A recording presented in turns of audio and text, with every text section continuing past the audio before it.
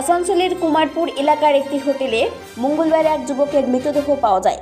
জানা যায় গুলিবিদ্ধ হয়েছে ওই যুবকের, আর তারপরেই মৃত্যু। যুবক আত্মহত্যা করেছে নাকি খুন হয়েছে তা খতিয়ে দেখছে পুলিশ। তদন্তে আরও জানা গেছে, ঘটনার একদিন আগে ওই যুবক তার এক বান্ধবীর সঙ্গে হোটেলে ছিলেন, কিন্তু ঘটনার সময় তিনি মেয়েটিকে কোথাও খুঁজে পাননি।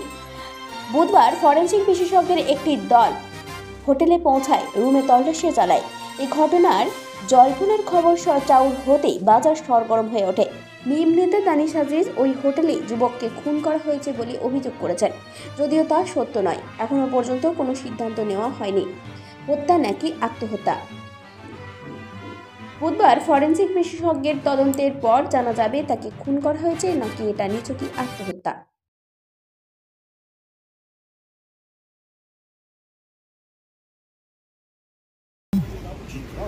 এইদিকে আয়, ছবি তো করতে দে রে। ছবি লোকের ए भाई भाई भाई भाई भाई ए इधर जरा साहब आप इधर आ जाओ ना।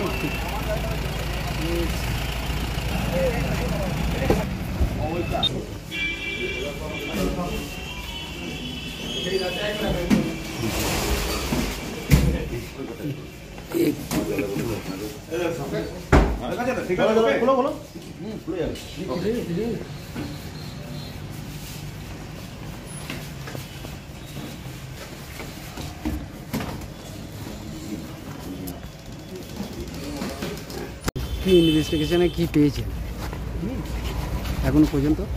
আমরা এফএসএল এর পক্ষ থেকে এসেছিলাম, কিছু এক্সিবিট কালেক্ট করেছি। তো কিছু না, এগুলো তদন্তের সাথে বলা যাবে না, আমাদের এইটুকুনি রেস্ট্রিকশন আছে। Thank you. আপনারা কোথায় গিয়ে এসেছিলেন স্যার? আমরা আরএফএসএল দুর্গাপুরের থেকে এসেছি। আসানসোল থেকে সঞ্জয় যাদবের রিপোর্ট, 99 নিউজ বাংলা।